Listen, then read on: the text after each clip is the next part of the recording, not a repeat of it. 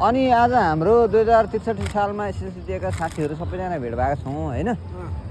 सबैलाई के कस्तो महसुस भइरहेछ आजको दिनमा यहाँ आएर सबैजना भेट हुँदाखेरि, यति रमाइलो पलहरू चाहिँ हामीले एकअर्कासँग बिताउन पाउँदाखेरि होइन, हामीलाई के सानो बचपनको याद ताजगी भयो कि भएन होइन, अथवा रमाइलो भयो कि भएन भन्ने हरेक कुरामा चाहिँ नि हामीले अब आज के कस्तो फिल गऱ्यौँ अथवा के कस्तो महसुस गऱ्यौँ हो त्यो विषयमा चाहिँ हामी एकैछिन सरसर्ती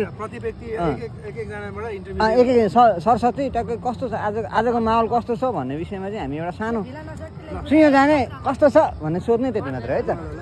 ल हाम्रो एकजना यहाँ हाम्रो साथी हुन्छ, उहाँको नाम चाहिँ गेशबहादुर नेपाली होइन। अब पहिलादेखि नै अपरिचित व्यक्तिहरूले पनि नाम भनेपछि थाहा हुन्छ नि त होइन। ल हाम्रो गेस्ट सरलाई चाहिँ कस्तो लाग्यो, के छ आजको अवस्था? धन्यवाद विकासजी, हजुरलाई धेरै धेरै धन्यवाद। तपाईँ लगायत हाम्रो सम्पूर्ण टिमलाई धन्यवाद दिन चाहन्छु। यो एसएलसी ग्रुपको टिमलाई चाहिँ तपाईँहरूले धेरै नै मिहिनेत गरेर सम्पूर्णलाई जोड्न होइन एउटा सक्षम हुनुभएको छ। सबैलाई हातेमाला गरेर एक विगतमा हाम्रो बितेका पलहरू हामीले शिक्षा लिने आर्जनमा होइन क्रममा चाहिँ हाम्रो अब सँगै पढेको दाजुभाइ तथा दिदीबहिनी एकअर्का साथीभाइहरूलाई चाहिँ एउटा जोड्ने बाटो एउटा माहौल बनाइदिनु भएको छ।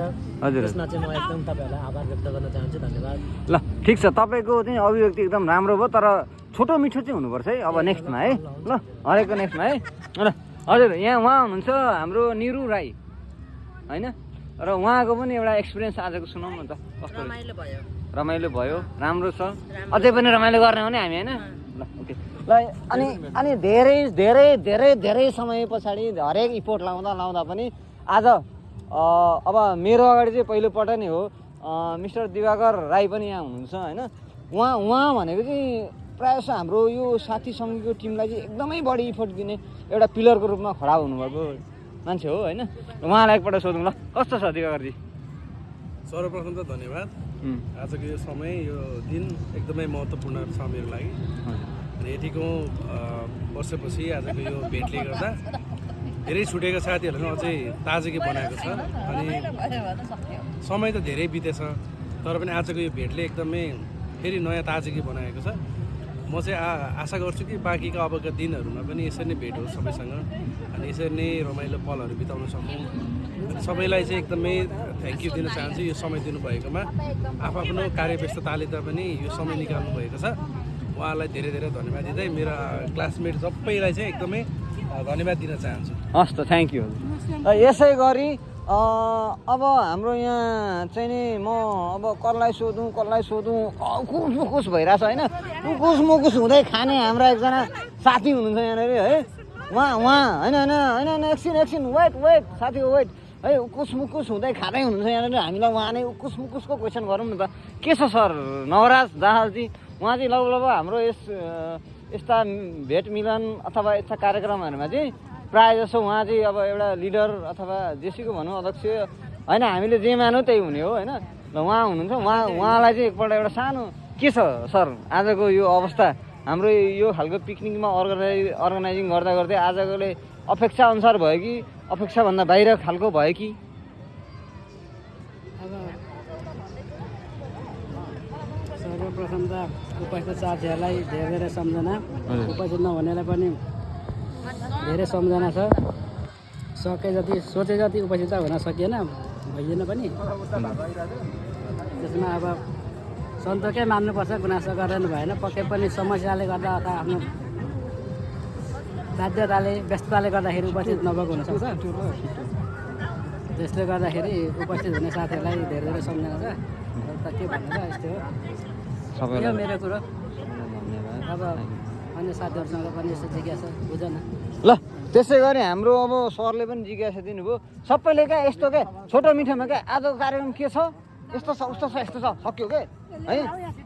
ल एकछिनमा ल अब यहाँ एकजना है, अब एकजना हाम्रो साथी यस्तो हुनुहुन्छ, उहाँ चाहिँ अब हामीसँग मन हुँदै त्यत्रो धेरै रहर गरेर होइन सानो एउटा नानीलाई समेत साथीको महत्त्व बुझेर लिएर आउनुभएको छ। पहिलो नम्बरमा उहाँलाई भन्दा नानीलाई सोध्छु ल म।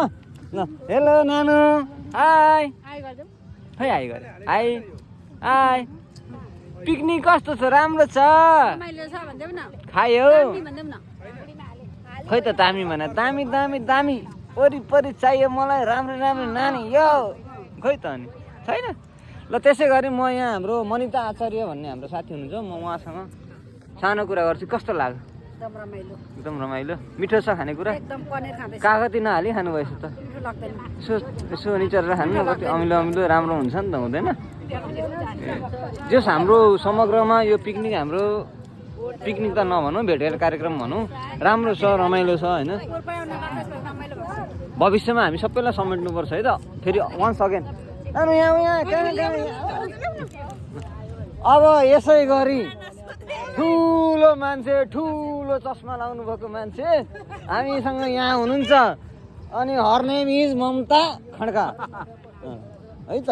अब हाम्रो ममता दिदीलाई म सोच्दैछु कस्तो लाग्यो हाम्रो कार्यक्रम। राम्रो छ नि, भोलिको दिनमा फेरि पनि आउनुपर्छ नि होइन। राम्रो लाग्यो, खानेकुराहरू मिठो छ होइन। सबै खानुभयो तपाईँले? खोइ हेरौँ त तपाईँको टोकरी। आमा यस्तो त भएन नि त, अनि सबै त खानु पर्यो।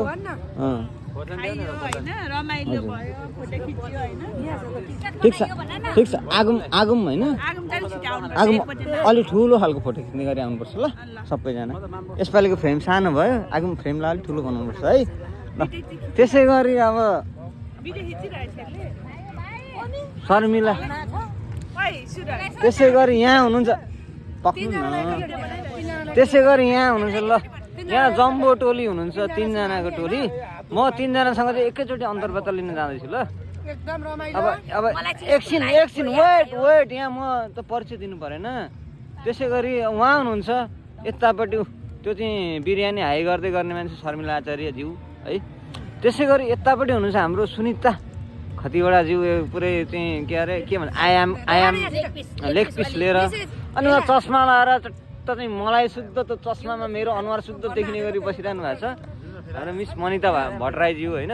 हजुरहरूलाई कस्तो लाग्यो? एकदम रमाइलो। खानेकुरा त भन्छस् भने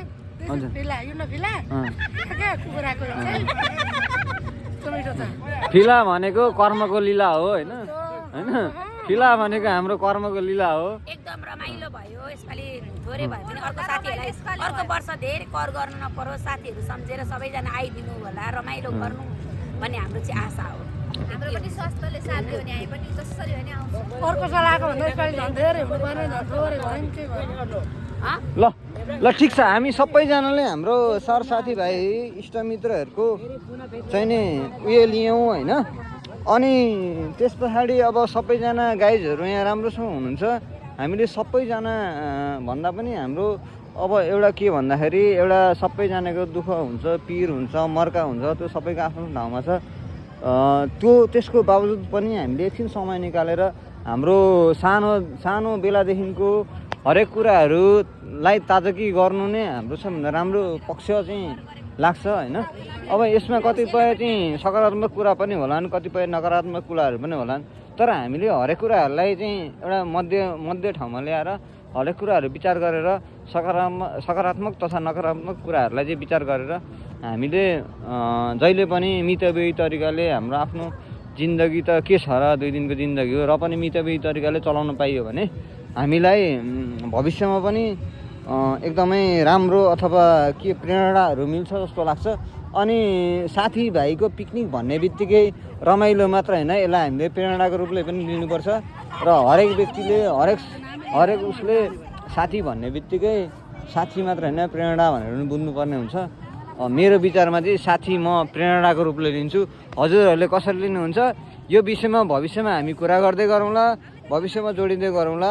आजको लागि सबैलाई नमस्कार भन्दै धन्यवाद।